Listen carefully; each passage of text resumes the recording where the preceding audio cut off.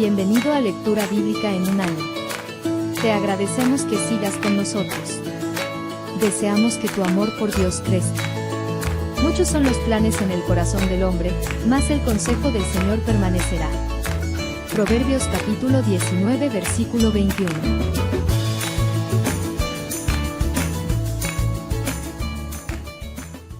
El segundo libro de Reyes. Capítulo 4. Cierto día, la viuda de un miembro del grupo de profetas fue a ver a Eliseo y clamó: Mi esposo, quien te servía, ha muerto. Y tú sabes cuánto él temía al Señor. Pero ahora ha venido un acreedor y me amenaza con llevarse a mis 2 hijos como esclavos. ¿Cómo puedo ayudarte? Dime, ¿qué tienes en tu casa? No tengo nada, solo un frasco de aceite de oliva.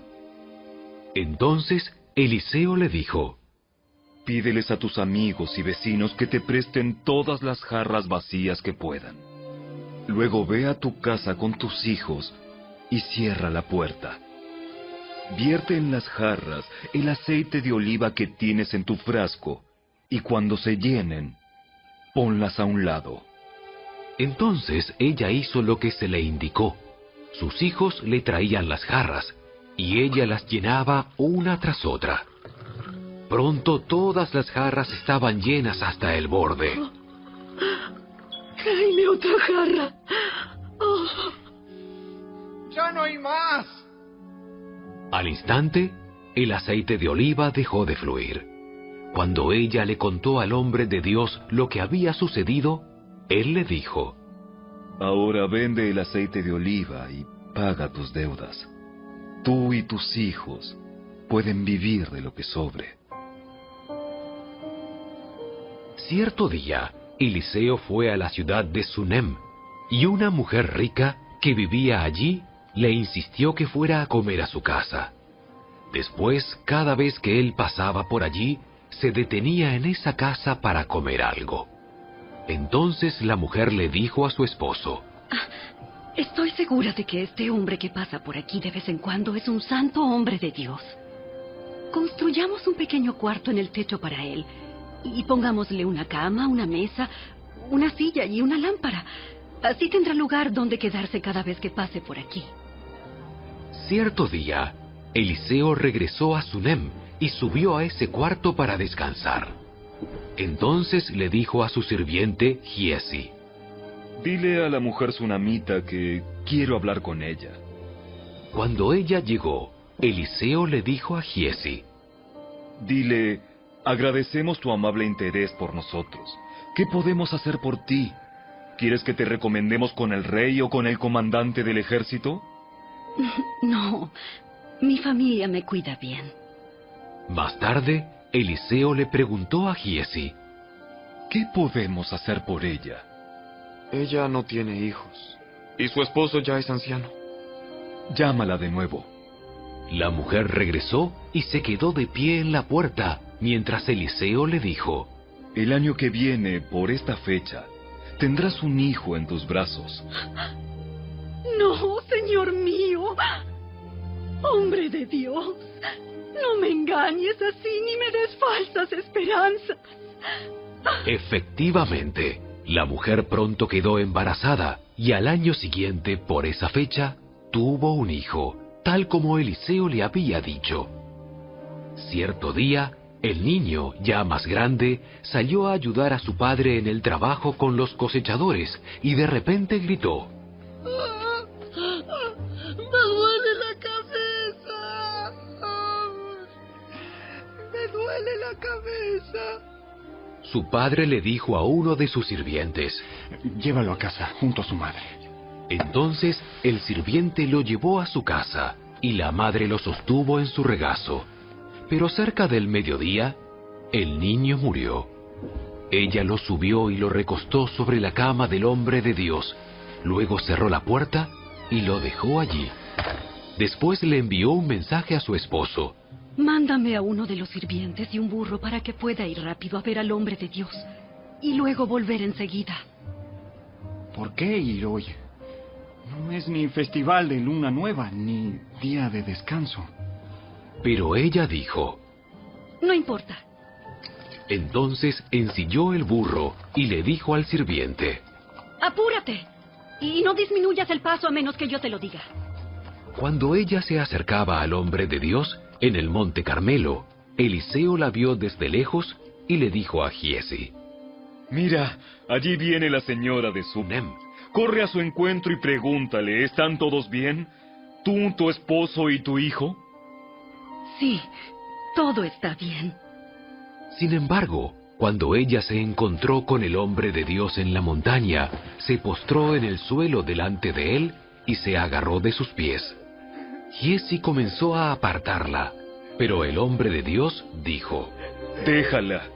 Está muy angustiada, pero el Señor no me ha dicho qué le pasa. Entonces ella dijo: ¿Acaso yo te pedí un hijo, Señor mío? ¿Acaso no te dije, no me engañes ni me des falsas esperanzas? Enseguida Eliseo le dijo a Giesi: Prepárate para salir de viaje. Toma mi vara y vete. No hables con nadie en el camino. Ve rápido y pon la vara sobre el rostro del niño. Pero la madre del niño dijo: Tan cierto como que el Señor vive y que usted vive, yo no regresaré a mi casa, a menos que usted venga conmigo. Así que Eliseo volvió con ella.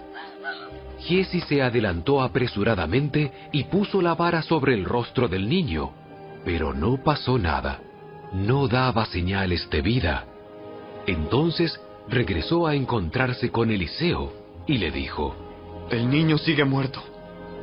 En efecto, cuando Eliseo llegó, el niño estaba muerto, acostado en la cama del profeta. Eliseo entró solo, cerró la puerta tras sí y oró al Señor. Después se tendió sobre el cuerpo del niño, puso su boca sobre la boca del niño, sus ojos sobre sus ojos y sus manos sobre sus manos. Mientras se tendía sobre él, el cuerpo del niño comenzó a entrar en calor. Entonces Eliseo se levantó, caminó de un lado a otro en la habitación y se tendió nuevamente sobre el niño. Esta vez, el niño estornudó 7 veces y abrió los ojos. Entonces Eliseo llamó a Giesi y le dijo: Llama a la madre del niño. Cuando ella entró, Eliseo le dijo: Aquí tienes. Toma a tu hijo. Ella cayó a los pies de Eliseo y se inclinó ante él llena de gratitud. Después tomó a su hijo en brazos y lo llevó abajo. Eliseo regresó a Gilgal, y había hambre en la tierra. Cierto día, mientras un grupo de profetas estaba sentado frente a él, le dijo a su sirviente: Pon una olla grande al fuego y prepara un guisado para el resto del grupo. Entonces uno de los jóvenes fue al campo a recoger hierbas y regresó con el bolsillo lleno de calabazas silvestres. Las cortó en tiras y las puso en la olla, sin darse cuenta de que eran venenosas.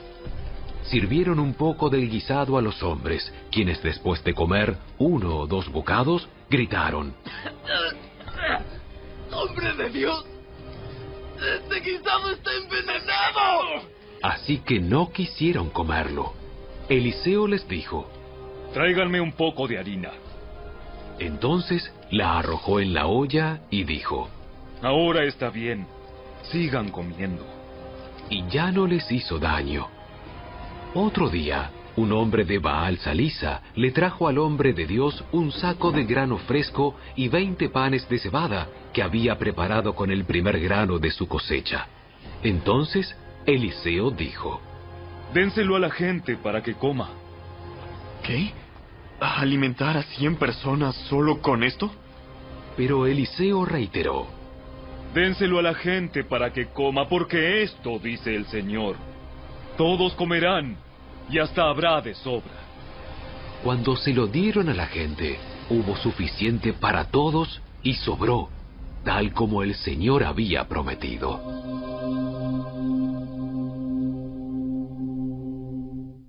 Capítulo 5. El rey de Aram sentía una gran admiración por Naamán, el comandante del ejército, porque el Señor le había dado importantes victorias a Aram por medio de él. Pero a pesar de ser un poderoso guerrero, Naamán padecía de lepra. En ese tiempo, los saqueadores arameos habían invadido la tierra de Israel, y entre sus cautivos se encontraba una muchacha, a quien habían entregado a la esposa de Naamán como criada. Cierto día, la muchacha le dijo a su señora: Si mi amo tan solo fuera a ver al profeta de Samaria, él lo sanaría de su lepra. Entonces Naamán le contó al rey lo que había dicho la joven israelita. Ve a visitar al profeta. Te daré una carta de presentación para que se la lleves al rey de Israel. Entonces Naamán emprendió viaje y llevaba de regalo 340 kilos de plata, 68 kilos de oro y 10 mudas de ropa. La carta para el rey de Israel decía: mediante esta carta presento a mi siervo Naamán, quiero que lo sanes de su lepra. Cuando el rey de Israel leyó la carta, horrorizado, rasgó sus vestiduras y dijo: Este hombre me manda a un leproso para que lo sane. ¿Acaso soy Dios para dar vida y quitarla? Creo que solo busca pelear conmigo. Sin embargo, cuando Eliseo, hombre de Dios, supo que el rey de Israel había rasgado sus vestiduras en señal de aflicción, le envió este mensaje: ¿Por qué estás tan disgustado? Envíame a Naamán, así él sabrá que hay un verdadero profeta en Israel. Entonces Naamán fue con sus caballos y carros de guerra y esperó frente a la puerta de la casa de Eliseo. Pero Eliseo le mandó a decir mediante un mensajero: Ve y lávate 7 veces en el río Jordán. Entonces tu piel quedará restaurada y te sanarás de la lepra.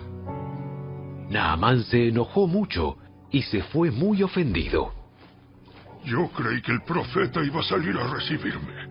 Esperaba que él moviera su mano sobre la lepra e invocara el nombre del Señor su Dios y me sanara. ¿Acaso los ríos de Damasco, el Habaná y el Farfar no son mejores que cualquier río de Israel? ¿Por qué no puedo lavarme en uno de ellos y sanarme? Así que Naamán dio media vuelta y salió enfurecido. Sus oficiales trataron de hacerle entrar en razón y le dijeron: Señor, si el profeta le hubiera pedido que hiciera algo muy difícil, ¿usted no lo habría hecho? Así que en verdad debería obedecerlo cuando sencillamente le dice: ve, lávate y te curarás. Entonces Naamán bajó al río Jordán y se sumergió 7 veces, tal como el hombre de Dios le había indicado. Y su piel quedó tan sana como la de un niño, y se curó. Después Naamán y todo su grupo regresaron a buscar al hombre de Dios. Se pararon ante él, y Naamán le dijo: Ahora sé que no hay Dios en todo el mundo, excepto en Israel. Así que le ruego que acepte un regalo de su siervo. Pero Eliseo respondió: Tan cierto como que el Señor vive, a quien yo sirvo, no aceptaré ningún regalo. Aunque Naamán insistió en que aceptara el regalo, Eliseo se negó. Entonces Naamán le dijo: Está bien, pero permítame, por favor, cargar 2 de mis mulas con tierras de este lugar y la llevaré a mi casa. A partir de ahora, nunca más presentaré ofrendas quemadas o sacrificios a ningún otro Dios que no sea el Señor. Sin embargo, que el Señor me perdone en una sola cosa. Cuando mi amo, el rey, vaya al templo del dios Rimón para rendirle culto y se apoye en mi brazo, que el Señor me perdone cuando yo también me incline. Ve en paz. Así que Naamán emprendió el regreso a su casa. Ahora bien, Giezi, el sirviente de Eliseo, hombre de Dios, se dijo a sí mismo: Mi amo no debería haber dejado ir al arameo sin aceptar ninguno de sus regalos. Tan cierto como que el Señor vive, yo iré tras él y le sacaré algo. Entonces Giezi salió en busca de Naamán. Cuando Naamán vio que Giezi corría detrás de él, bajó de su carro de guerra y fue a su encuentro. ¿Está todo bien? Sí, pero mi amo me mandó a decirle que acaban de llegar 2 jóvenes profetas de la zona montañosa de Efraín, y él quisiera 34 kilos de plata y 2 mudas de ropa para ellos. Por supuesto. Llévate el doble de la plata. Así que le dio 2 mudas de ropa, amarró el dinero en 2 bolsas y mandó a 2 de sus sirvientes para que le llevaran los regalos. Cuando llegaron a la ciudadela, Giezi tomó los regalos de mano de los sirvientes y despidió a los hombres. Luego entró en su casa y escondió los regalos. Cuando entró para ver a su amo, Eliseo le preguntó: ¿A dónde fuiste, Giezi? A ninguna parte. Pero Eliseo le preguntó: ¿No te das cuenta de que yo estaba allí en espíritu cuando Naamán bajó de su carro de guerra para ir a tu encuentro? ¿Acaso es momento de recibir dinero y ropa, olivares y viñedos, ovejas y ganado, sirvientes y sirvientas? Por haber hecho esto, tú y todos tus descendientes sufrirán la lepra de Naamán para siempre. Cuando Giezi salió de la habitación, estaba cubierto de lepra. Su piel se puso blanca como la nieve. El Evangelio según Juan, capítulo 4. Jesús sabía que los fariseos se habían enterado de que él bautizaba y hacía más discípulos que Juan, aunque no era Jesús mismo quien los bautizaba, sino sus discípulos. Así que se fue de Judea y volvió a Galilea. En el camino tenía que pasar por Samaria. Entonces llegó a una aldea samaritana llamada Sicar, cerca del campo que Jacob le dio a su hijo José. Allí estaba el pozo de Jacob, y Jesús, cansado por la larga caminata, se sentó junto al pozo cerca del mediodía. Poco después llegó una mujer samaritana a sacar agua, y Jesús le dijo: Por favor, dame un poco de agua para beber. Él estaba solo en ese momento porque sus discípulos habían ido a la aldea a comprar algo para comer. La mujer se sorprendió, ya que los judíos rechazan todo trato con los samaritanos. Entonces le dijo a Jesús: Usted es judío y yo soy una mujer samaritana. ¿Por qué me pide agua para beber? Si tan solo supieras el regalo que Dios tiene para ti y con quién estás hablando, tú me pedirías a mí y yo te daría agua viva. Pero Señor, usted no tiene ni una soga ni un balde y este pozo es muy profundo. ¿De dónde va a sacar esa agua viva? Además, ¿se cree usted superior a nuestro antepasado Jacob, quien nos dio este pozo? ¿Cómo puede usted ofrecer mejor agua que la que disfrutaron él, sus hijos y sus animales? Cualquiera que beba de esta agua pronto volverá a tener sed. Pero todos los que beban del agua que yo doy no tendrán sed jamás. Esa agua se convierte en un manantial que brota con frescura dentro de ellos y les da vida eterna. Por favor, Señor, deme de esa agua. Así nunca más volveré a tener sed y no tendré que venir aquí a sacar agua. Ve y trae a tu esposo. No tengo esposo. Es cierto, no tienes esposo, porque has tenido 5 esposos y ni siquiera estás casada con el hombre con el que ahora vives. Ciertamente dijiste la verdad. Señor, seguro que usted es profeta. Así que dígame, ¿por qué ustedes, los judíos, insisten en que Jerusalén es el único lugar donde se debe adorar, mientras que nosotros, los samaritanos, afirmamos que es aquí, en el monte Gerizim, donde adoraron nuestros antepasados? Créeme, querida mujer, que se acerca el tiempo en que no tendrá importancia si se adora al Padre en este monte o en Jerusalén. Ustedes, los samaritanos, saben muy poco acerca de aquel a quien adoran, mientras que nosotros, los judíos, conocemos bien a quien adoramos, porque la salvación viene por medio de los judíos. Pero se acerca el tiempo, de hecho ya ha llegado, cuando los verdaderos adoradores adorarán al Padre en espíritu y en verdad. El Padre busca personas que lo adoren de esa manera, pues Dios es espíritu. Por eso todos los que lo adoran deben hacerlo en espíritu y en verdad. Sé que el Mesías está por venir, al que llaman Cristo. Cuando Él venga, nos explicará todas las cosas. Yo soy el Mesías. Justo en ese momento volvieron sus discípulos. Se sorprendieron al ver que Jesús hablaba con una mujer, pero ninguno se atrevió a preguntarle, ¿qué quieres de ella? ¿O por qué le hablas? La mujer dejó su cántaro junto al pozo y volvió corriendo a la aldea mientras le decía a todos, vengan a ver a un hombre que me dijo todo lo que he hecho en mi vida. ¿No será este el Mesías? Así que la gente salió de la aldea para verlo. Mientras tanto, los discípulos le insistían a Jesús.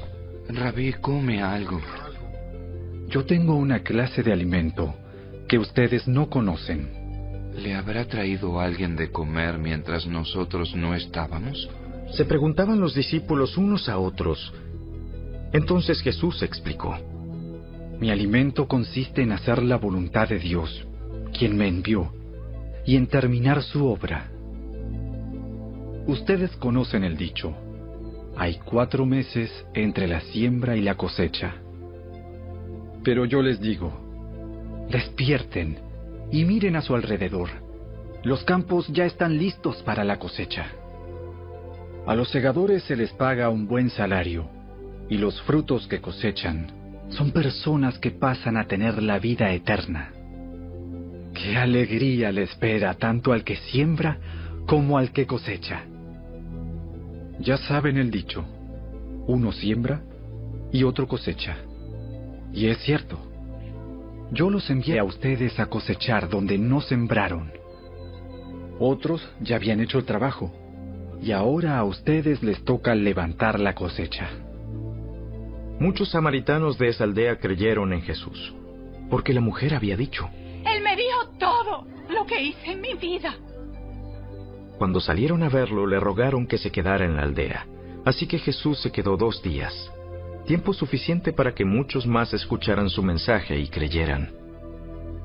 Luego le dijeron a la mujer, Ahora creemos, no solo por lo que tú nos dijiste, sino porque lo hemos oído en persona.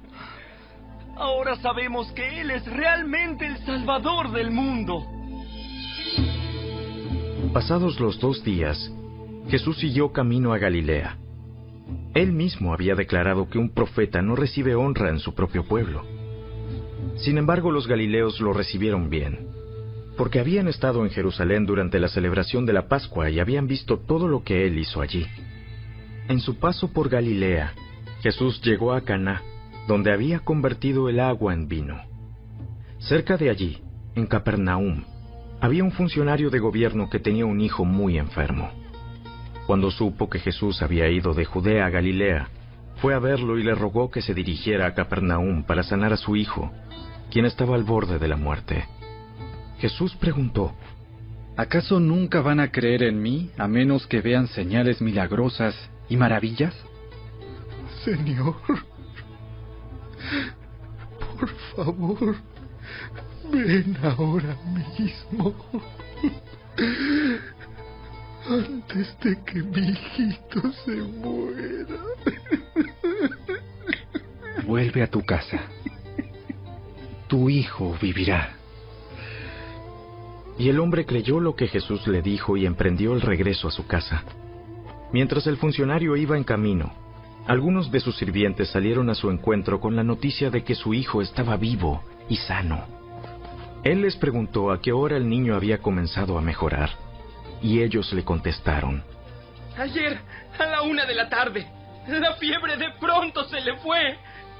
Entonces el padre se dio cuenta de que la sanidad había ocurrido en el mismo instante en que Jesús le había dicho: tu hijo vivirá. Y tanto él como todos los de su casa creyeron en Jesús. Esa fue la segunda señal milagrosa que hizo Jesús en Galilea al volver de Judea.